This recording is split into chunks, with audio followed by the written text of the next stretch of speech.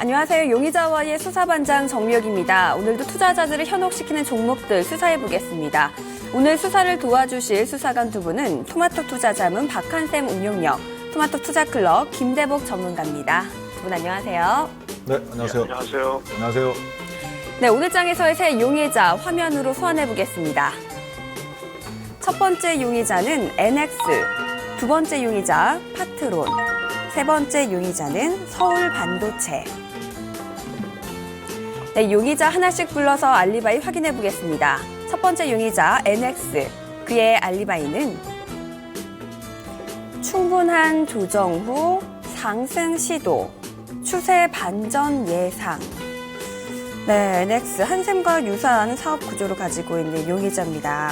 10월 이후에 계속해서 조정을 받아왔는데요.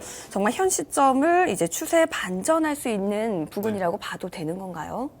충분한 조정 후 상승 시도. 알리바이가 조금 추상적이죠. 네. 어떻게 보면 구체적인 증거라기보다는 약간 그냥 일반적인 그런 건데 그래서 추세 반전을 예상한다. 이것도 지극히 뭐라 해야 될까요? 주관적인 네. 경향인데 저는 위험으로 표시는 했습니다만 약간 네. 석방성 위험. 석방성 위험이요. 단기 석방성 위험으로 보겠습니다. 그러니까 알리바이도 조금 증거가 불충분하지만 네. 석방하는 것조차도 조금 증거로서는 좀 불충분해요. 주관적인 건데 그럴 수밖에 없는 것이 이 회사의 주가의 한번 흐름을 잠깐 보겠습니다. 네. 왜 그렇게 될 수밖에 없냐면 그러니까 기술적인 지표로 본질적인 지표, 내재가치 지표로 이 주식을 설명하기가 참 어려워요. 지난 2년간 600원에서부터, 그러니까 엄밀히 따지면 이제 550원이 평균 단가에서 1년간 매수 기회를 줬어요. 네. 그리고 나서 2015년도에 오르고 2014년도 오르고 2015년도 올랐는데 8,700원까지 올랐습니다. 무려 1,500%에 이르는 수익을 줬는데 매집 기간을 충분히 줬거든요. 1년간. 네. 그렇기 때문에 실적이 아무리 좋아진다 한들 1,500% 수익이 났다. 그것도 좀 아이러니하고 그리고 9,000원에서 지금 3분의 1 토막인 3,000원대 초반까지 왔다가 지금 이제 3,000원대 중반, 4,000원대 초반 왔다 갔다 할 것 같은데요. 그런 면에서 봤을 때는 이 주식에 6개월 사이 이렇게 움직이는 거를 과연 실적이 얼마나 좋아졌으면 1,500원에서 9,000원, 그 전에 600원에서 9,000원, 그리고 나서 다시 9,000원에서 3,500원. 네. 실적으로 표현할 수 없죠. 그렇기 때문에 기술적 분석으로 볼 수밖에 없는데 네. 저는 기술적 분석으로 저 주식을 약간 단기 석방성 위험으로 네. 좀 보겠습니다. 위험이라고 말은 솔직히 석방하고 싶은데요. 위험으로 보는 이유는 기술적 지표로밖에 접근이 안 되기 때문에 네. 그래서 그래요. 잠깐 그 다음 주포 흐름을 잠깐 보겠습니다. 이 주식은 기관들이 대량 손실을 입은 주식입니다. 저렇게 올라가는 동안 기관들이 전부 다 상투해서 샀어요. 그럼 누가 고점에 잘 팔았느냐? 개인 투자자들이 일단 팔았다가 다시 삽니다. 떨어졌을 때. 그렇죠? 네. 여기서 올라올 때마다 팔았다가 이게 이제 우익의 기간 누적인데 올라올 때마다 팔았다가 단기 조정받으니까 샀다가 다시 또 올라오니까 팔죠. 네. 그리고 마지막으로 다 털은 게 어디냐면 7,000원에서 8,000원 사이에 전체 다 털어버렸어요. 그리고 쭉 떨어졌을 때 다시 지금 최근 들어서 가장 많이 매집했죠. 3,500원대 전후에서. 네. 매집을 끝내놨기 때문에 그러니까 주포가 개인이에요. 이 주식은. 그리고 외국인이 뒤에서 받쳐주고 기관은 완전히 이거하고 거꾸로 했습니다. 그래서 기관들이 지금 마이너스 70% 정도 손실을 입은 상태인데 얼마 전에 손절을 했어요. 3,000원대 중반에. 그걸 개인이 받았고. 그래서 저는 저 주식이 단기적으로 4,500원 정도 이 정도 반등 가능하다. 그래서 네. 알리바이는 맞지만 지극히 주관적이에요. 그렇게 볼 수밖에 없는 이유 말씀드렸죠. 네. 그렇게 좀 보시면 되겠습니다. 네, 알겠습니다. 알리바이는 맞긴 하지만 그래도 석방에 가까운 위험의 의견이 제시가 됐습니다. 김대복 전문가님께서는 NX 이 용의자 좀 어떻게 보신가요? 예, 그때 지금 현재 알리바이는 너무 단순하게 이제 기술적으로 접근한 이런 면이 있어서 알리바이는 크게 신뢰성이 크게 없다 이렇게 볼 수가 있고요. 이 회사를 지금 현재 보는 관전 포인트는 한 세 가지 정도로 볼 수가 있는데 첫 번째 주택 인테리어 시장이죠. 이 시장이 지금은 아직도 화랑기에 있는 것은 사실이고요. 앞으로도 조금씩 좋아질 것으로 보입니다. 문제는 정점을 지났느냐 안 지났느냐 이런 논란이 아직까지 있다. 이렇게 보고 저는 종점을 지나고 있다 이렇게 저는 보고 있습니다. 두 번째 예사는 이제 유통망인데요. 그동안 이제 이 회사가 차입금 규모가 굉장히 많았습니다. 그래서 많아서 그 매장을 이제 계속 오픈하지 못해서 한샘하고 현대리바트하고 같이 이렇게 비교해 볼 때 한샘이 직매장을 많이 이렇게 개설하는데 매장을 이렇게 하나씩 오픈하는데 필요한 비용이 약 한 200억 정도 굉장히 많은 비용들이 들어가요. 그런데 이런 것들이 부채가 많이 늘어나다 보니까 이런 쪽을 확장하지 못했는데 이것을 2016년도에 지금 현재 얼마나 확장해서 한샘의 구조를 따라가느냐 이게 관건인 것 같고요. 기술적으로 접근했으니까 전체적으로 기술적으로 보면 역시 저는 기술적인 반등 국면이다 이렇게 보겠습니다. 그래서 큰 그림상에서는 이 종목을 나는 체포에 가까운 오히려 저는 유형으로 분류하도록 하고 있고요. 첫 번째 인테리어 시장에 대한 얘기를 잠깐 보면 표를 보면서 말씀드리겠습니다. 우리나라 월별 이제 건축 허가 건수라는 건데요. 월별 얼마나 많은 건축이 허가가 됐다는 얘기는 이 그 가구 업체들, 인테리어, 부엌 가구, 붙박이장 이런 쪽의 시장놈들은 건축 허가하고 직접적인 영향을 미치고 있습니다. 2014년도에 그냥 전반적인 그 시장 흐름이 약 한 40만 가구를 넘지 못했던 것이 2015년도부터 급격히 늘어나기 시작했고 금년도 지난해 8월, 9월 특히 9월 달에는 80만 가구를 넘어서는 이런 극점이 나왔다. 이렇게 보면 단기적으로 이러한 쏠림들이 많이 했기 때문에 공급 과잉 상태로 들어가는 이런 시장 흐름이다. 이렇게 보면 일단 지금 2016년도로 오면서부터 당장 급격히 축소되지는 않겠지만 축소의 흐름으로 나올 개연성이 많다. 이렇게 보면 이것이 실적하고 분명히 연관이 되고 이쪽의 회사도 현대리바트처럼 BTV 사업을 하고 있는 이런 상황이기 때문에 영향을 받을 수밖에 없다. 이렇게 보겠습니다. 마지막으로는 기술적인 기술적인 국면을 보면 비교 차트 하나 보겠습니다. NX와 비슷한 사업 구조를 가고 있는 한샘이나 그다음에 지금 현재 현대리바트의 시장 흐름을 보면 작년 10월달 쪽에 아주 강력하게 상승을 했고 이쪽으로 집중된 이런 시장 흐름입니다. 결국은 좀 전에 보였던 차트 중에서 9월달에 건축 허가 건수가 최고가를 기록했을 때 기록했을 때 지수는 꼭지가 나왔고 지금 연속적으로 밀었다 이런 얘기입니다. 그렇다면 시장 흐름이 지금 현재 반전해서 21선을 차고 들어오는 이런 시장 흐름이라고 보면 거래량 이런 것들이 12월과 1월 달에 연속적으로 지금 현재 입지라는 조주 패턴의 이런 흐름이라고 보지만 이건 다 기술적인 반등이다. 따라서 이 종목은 올해 실적이 영업이익이 약 130억 정도 증가가 예상이 130억 정도로 나올 것으로 보이지만 확인을 해봐야 되는 시점이다. 이렇게 봐서 이 종목은 저는 위험으로 분류하도록 하겠습니다. 네, NX 수사 결과를 정리해 보겠습니다. 석방에 가까운 위험, 그리고 체포에 가까운 위험, 결론적으로는 위험의 의견이 제시가 됐습니다. 일단 알리바이가 매우 주관적인 용의자입니다. 또 인테리어 시장이 화랑기를 맞고 있고요. 단기적으로만 봤을 때는 석방도 가능하다라는 의견이 나오긴 했는데요. 하지만 얼마나 유통망을 확장할 수 있을지가 관건이고요. 또 기술적으로 봤을 때 기술적인 반등 구간에 놓여 있다라는 점에서 체포에 가까운 위험이라는 의견까지 제시가 됐습니다. NX 위험으로 분류하겠습니다.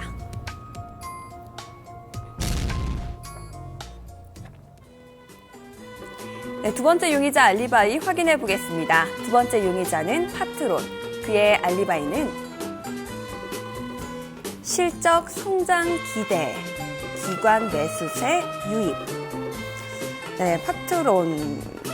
알리바이대로 기관에서 8일 연속 매수세가 들어오고 있습니다. 또 오늘도 7%대 상승이 나왔는데요.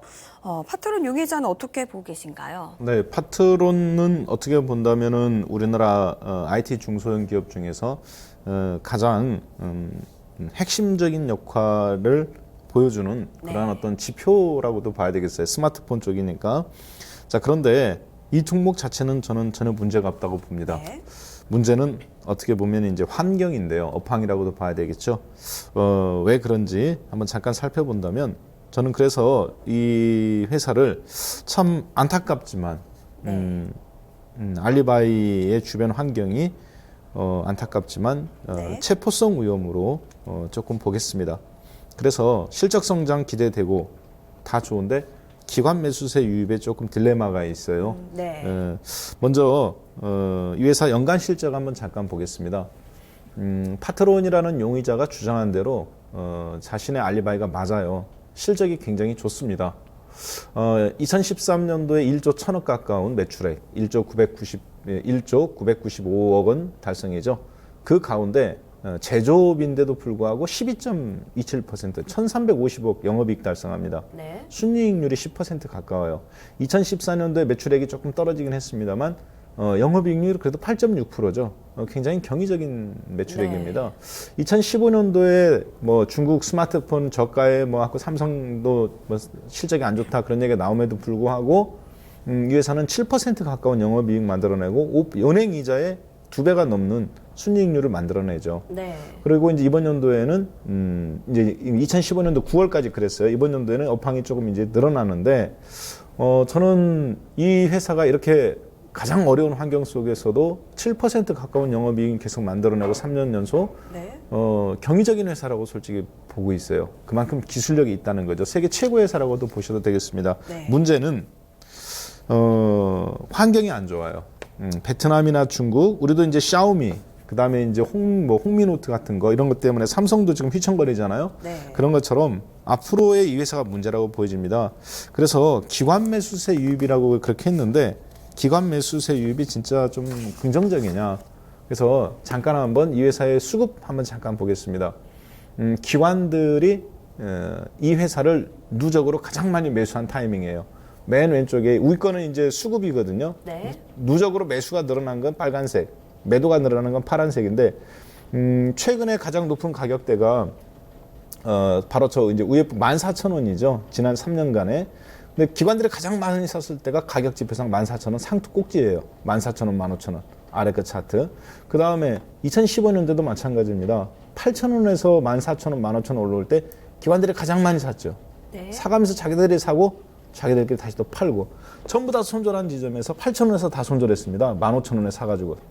그러니까 반토막 난 거예요. 파트론 갖고. 그리고 나서 지금 여기서 다시 좀 사기 시작해서 올라오는데 실적에 대한 기대감 때문에 계속 저 회사를 붙잡고는 있는데 섹터 내에서 어떻게 보면 자기네들이 사서 쳐올리고 자기네들끼리 또 손절하고 그러니까 대표적인 어떤 실패한 케이스에 업황의 분석이 잘못됐고 네. 그런 거죠. 땅 투자로 따진다면 강남 지역에서 땅을 그러니까 전망이 안 좋더라도 그쪽에 갖고 있었으면 부자가 됐죠. 근데 괜히 엉뚱한데 땅을 갖고 있어서 뭐 경치도 좋은데 전쟁이 일어나는 그런 곳에 땅 갖고 있는 그런 케이스. 그래서 파트론 자체로서는 좋지만 좀 업황이 문제다. 네. 그래서 저는 체포성 위험으로 보겠습니다. 네, 업황이 문제라는 점에서 체포성 위험의 의견이 제시가 됐습니다. 김대복 전문가님께서는 이 용의자 좀 어떻게 보고 계십니까? 체포성 위험인지 석방성 위험인지 어떻게 보고 계신가요? 일단 뭐 결론적으로 말씀드리면 저도 체포성 위험으로 분리하도록 하겠고요. 알리바이로 제시했던 실적 성장에 대한 기대, 이건 저는 뭐 어려움이 있다. 먼저 이렇게 말씀드리고, 이거는 알리바이가 약하다 이렇게 보겠습니다. 이 분야에 대해서는 조금 이따가 말씀드리도록 하겠고요. 첫 번째 이 회사는 이제 플래그십의 스마트폰 수요가 전 세계적으로 줄어들고 있습니다. 그러기엔 결국은 이제 삼성전자의 플래그십이나 그다음에 지금 현재 애플의 플래그십의 판매가 약화되고 있기 때문에 매출이나 영업이익 구조가 굉장히 2013년도, 12년도하고 2015년도, 16년도하고는 전혀 다른 이런 시장 흐름들이 전개되고 있다 이렇게 볼 수가 있는 거고요. 마지막으로 이제 기관들의 매수가 유입되고 있다는 이것은 알리바이는 좀 맞다 이렇게 보입니다. 뭐 사실에 근거한 얘기고요. 연속적으로 기관들이 매수를 해주고 있는데 1개월 동안 기관들이 한 70만 주 정도 매수를 했어요. 외국인들이 뭐 실질적으로 팔고 있지는 않는 이런 상황이다 이렇게 봅니다. 그럼에도 불구하고 이 회사의 위험으로 분류한 이유는 먼저 실적입니다. 실적을 보시면 실적 표를 보시면 이 회사의 파트론의 실적은 2013년도에 영업이익이 1,300억 정도 나왔던 것이 14년도, 15년도에 오면서 570억 정도로 줄어들었다가 내년도 지금 현재 나올 예상액이 한 700억 정도라고 하지만 여전히 이러한 흐름들이 약해졌다 이렇게 보였고요. 그 실적 중에서도 밑에 아래 맨 하단에 보면 ROE 파트를 한번 보겠습니다. ROE 보면 2013년도에 43% 정도가 나왔거든요. 이게 이제 작년도 2015년도에 13% 정도로 줄어들었고, 이런 ROE가 물론 뭐 10% 이상을 유지하고 있으면 괜찮습니다. 그러나 이것이 흐름이 약해졌다가 좋아지는 시점에 주가가 올라가는 건데, 지금 현재는 지금 여전히 아직도 약해지고 있는 시점이다 이렇게 볼 수가 있겠고요. 이제 이 회사의 어떤 카메라 그 수요를 보면 그 매출이 지금 현재 계속 개선되기 힘든 이런 구조를 가지고 있습니다. 전방 카메라와 후방 카메라 자체도 그 4분기보다 1분기가 좋아지는 것은 분명합니다. 갤럭시 7이나 S7이나 여기에 대한 기대감이 굉장히 있기 때문에요. 그렇지만 2013년도에 하단에 파란색 표를 보면 한 1200억 정도가 나왔죠. 이게 이제 전방 카메라인데 이게 4분기에 줄어들었다가 1분기에 다시 늘어나는 게 1200억이에요. 그렇다면 이 회사는 어떻게 보면 카메라 부분에서 거의 정체입니다. 카메라 부분에서 정체인 이 회사가 실적이 대폭 개선될 일은 없다. 이렇게 보면 이 회사는 지금 현재 오늘 아주 강하게 반전의 자리, 이런 자리는 오히려 가지고 있는 보유자의 몫이고 추가적으로 따라가는 것은 위험이 있다. 이렇게 봐서 이 종목은 위험으로 분류하도록 하겠습니다. 네, 파트론 수사 결과 정리하도록 하겠습니다. 이번에도 두 수사관의 의견은 일치가 됐습니다. 일단 경이적인 실적의 선방이 나오고 있기는 합니다. 하지만 주도 세력인 개인이 더 빠르게 움직이고 있고요. 또 중국과 베트남 쪽에서 부품 가격 경쟁력이 없다. 지금 이 실적이 좋긴 하지만 실적 개선이 계속적으로 이어지리라는 보장은 없다라는 점에서 위험의 의견이 제시가 됐습니다. 파트론, 위험으로 분류하겠습니다.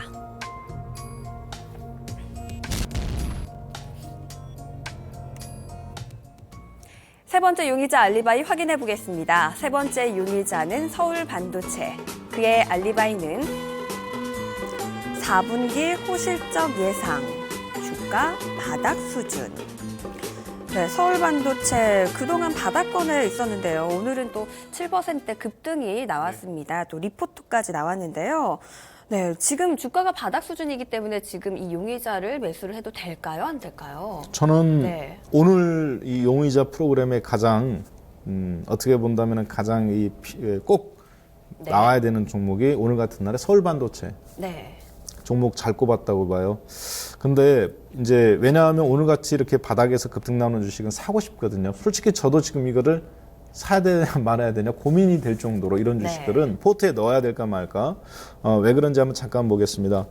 연간 실적 한번 잠깐, 분기 실적 잠깐 한번 보죠. 두 번째 자료 보겠습니다. 분기 실적을 보시면은 이 서울반도체 연간 실적도 좋아졌습니다만 2014년도 9월, 2014년도 12월, 그러니까 3, 4분기, 4, 4분기, 이번 연도 2015년도 1, 4분기, 2, 4분기, 3, 4분기 이제 마지막 분기 남았죠. 네. 그런데 2014년도에 마이너스 318억 원으로 이 회사가 적자가 나요. 네. 2천억 팔았는데. 그런데 2015년도부터 47억, 그 다음에 2, 4분기 57억, 이번 3월에 320억, 참 230억. 그러면서 영업이익률이 갑자기 8%대로 확대 오릅니다. 네. 이제 실적이 정말 좋아졌죠. 마이너스 난 지 1년 만에 마이너스 300억에서 플러스 230억, 그러니까 530억만큼 좋아진 거예요. 550억만큼. 경이적으로 이제 실적이 개선이 됐는데, 그러면 당연히 주가가 급등이 나와야 되잖아요. 네. 3, 4분기니까 12월에 발표가 됐는데, 문제는 발표했을 때가 주가 상투입니다. 발표되기 전에 주가가 이미 급등이 나왔다가 단기적으로 그러나서 발표한 시점, 그러니까 11월 이 사이에서 주가가 계속 빠졌어요. 얼마 전까지 계속 빠져서 지금 바닥에서 올라오고 있는데 문제는 이런 주식은 선행하는 주식입니다. 그러니까 뛰는 놈 위에 나는 놈이 있고 나는 놈 위에 그 위에 독수리 머리 위에 빈대처럼 붙어있는 놈이 있는데 그런 주식이에요. 각별히 그래서 저런 주식 같은 경우는 실적이 좋게 발표가 되기 전에 미리 움직이고 발표 나왔을 때 사람들이 붙으면 떨어뜨리는데 여기에서 이제 당하는 세력이 주로 기관들입니다. 그리고 타짜들도 많이 당해요. 그러니까 지금 저도 굉장히 갈등이 드는데 살까 말까. 이런 경우에는 시청자분들께서 선택을 하셔야 되는데 뭐냐면 여기서 그냥 급등 나가고 쭉 가면 답을 놔요. 이런 주식은 속성상 굉장히 끼 있는 주식입니다. 그러면 내 거 아니다. 그냥 놔주고 혹시라도 이 주식이 저점 붕괴돼서 빠져가면서 거래량이 대량으로 터졌을 때 과거 3번의 이런 현상이 있었거든요. 차트 보시면 이제 방송 보시면서 차트 보시는 분은 아시겠지만 그때는 이런 주식을 드디어 나한테 기회가 오는구나. 실적은 좋은데 주가는 빠졌고 저금 붕괴가 났으니까 손절이 나와요. 장기 투자 세력들이. 그때 이런 주식을 분할로 매집한다면 큰 수익을 한번 노릴 수 있겠죠. 그렇게 기회가 주느냐 안 주느냐. 억지로 여러분들이 만들려고 하지 마시고 시장에서 좀 기다리면 어떨까. 그래서 저는 오늘 이 종목 굉장히 백미 오늘 프로그램의 백미가 아닌가 그렇게 좀 판단됩니다. 네, 오늘 굉장히 중요한 용의자 서울 반도체라고 말씀해 주셨는데요. 결론적으로는 위험의 의견을 제시를 해 주셨습니다. 김대목 전문가님께서는 이 용의자 일단 굉장히 중요한 용의자라는 거는 저도 이제 알겠습니다. 네, 어떻게 보고 계십니까? 네, 서울 반도체 그 호실적 예상 이렇게 나왔던 알리바이 약하다 저는 이렇게 보였고요. 바닥 수준은 맞는 것 같아요. 그렇지만 이 종목은 저는 오늘 결론적으로 말씀드리면 과감하게 체포하도록 하겠습니다. 이 종목을 보는 시장의 관점은 이제 4분기 실적이 과연 이제 그 컨센서스대로 매출액이 2,543억, 영업이익이 149억이 나오느냐가 관건인데 만약에 이게 나온다 하더라도 실질적으로는 지난해 동년 대비해서 이 회사의 어떤 실적이 어떻게 보면 대폭 개선됐다고 보기는 어려운 이런 상황이다. 이렇게 보겠고요. 두 번째 시장이 굉장히 핵심인데요. LED 산업에 대한 얘기입니다. LED 산업이 저는 공급 과잉 구조, 약 한 20% 공급 과잉 구조에 있다. 이렇게 보겠습니다.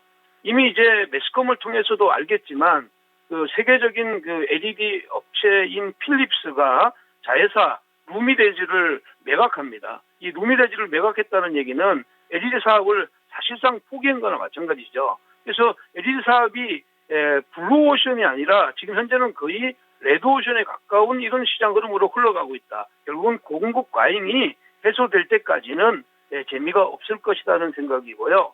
그다음에 이제 마지막으로 이 회사를 조금 좋게 보고 있는 이런 시장 흐름은 자회사 서울 바이오시스라는 이 회사에 대한 상장에 대한 기대감이었습니다. 근데 이것이 작년 12월 달에 연기가 됐잖아요. 그렇기 때문에 이 회사의 투자의 메리트가 별로 없다 이렇게 보는 겁니다. 그래서 저는 이 회사를 과감하게 이제 체포를 해야 되는데 첫 번째 그 이제 실적에 대한 부분은 그 실적 추이를 이렇게 보시면 연간 실적이 2015년도에 약 한 1조에 한 500억 정도가 나요. 근데 지금 현재 오늘 지금 현재 시가총액이 9천억 정도가 된단 말이에요. 그러면 영업이익 대비해서 한 20배 가까이 되죠. 20배 가까이 되니까 지금 바닥인데도 20배 가까이 되니까 여전히 아직까지는 부담 영역이 틀림없다. 이렇게 봐야 될 것 같고요. 특히 이제 이 회사 마지막에 ROE를 보면 지금 현재 2016년도에 ROE가 개선이 되는 게 한 자기자본 이익률이 한 6% 정도 됩니다. 이런 6% 정도 되는 데에서 주가가 속도를 붙일 수 있느냐? 이건 참 어렵다고 저는 보고 있거든요. 그래서 이런 점이고, 그 다음에 이제 그 LED 산업의 공급 과잉에 대한 문제는 오히려 좀 다른 표를 가지고 나왔습니다. 그 표는 비교 차트를 가지고 나왔는데요. 미국의 대표적인 LED 업체 크리라는 회사이죠. 크리라는 회사하고 제가 이제 그 서울 반도체를 오늘 지금 이걸 보면서 비교 분석해서 제가 이렇게 가지고 나온 이 차트인데 예산을 1년 추이를 보면 지금 현재 작년도 3월 달에 잠깐 올랐다가 연속적으로 밀었고 지금 현재 파란색이 지금 현재 서울 반도체인데 서울 반도체 같은 경우는 작년 11월 달에 한번 이렇게 쓱 반전했다가 다시 떨어졌거든. 이것은 바로 방금 전에 얘기했던 그 서울 바이오시스에 대한 상장에 대한 기대감이 일정 부분 반영됐다 이렇게 보는 것입니다. 그래서 여전히 이쪽의 산업은 20% 공급 과잉 국면에 있다 이렇게 보는 이 산업은 가격 중에는 보지 말아야 되고 특히 서울 반도체를 LED의 어떤 대표적인 회사 루멘서와 비교해 보면 루멘서는 12월 달에 저점 찍고 계속 이제 횡보 수렴하는데 똑같은 업황이 좋았다면 이게 12월 달에 계속 빠져서 1월 달에 올라갈 일은 별로 없다. 이렇게 판단합니다. 따라서 서울 반도체는 과감하게 체포하도록 하겠습니다. 네, 서울반도체 수사 결과 정리해 보도록 하겠습니다. 일단 3분기 실적이 꽤 괜찮았습니다. 그럼에도 주가는 바닥 수준인데요. 때문에 좀 고민하고 계시는 분들이 많이 계실 겁니다. 하지만 주가의 변동폭이 큰 널뛰기주고요. LED 산업은 이미 레드오션이다. 이미 공급 과잉 국면이 지속되고 있다라는 의견이었습니다. 또한 긍정적인 기대감으로 작용했었던 자회사 서울바이오시스의 상장이 연기가 됐기 때문에 이런 면에서는 지금보다는 한 번 더 기다렸다가 저점이 한 번 더 붕괴되면 들어가는 게 더 맞지 않겠느냐, 과감하게 체포 의견까지 나오기도 했습니다. 서울반도체 위험과 체포 사이에서 체포하도록 하겠습니다.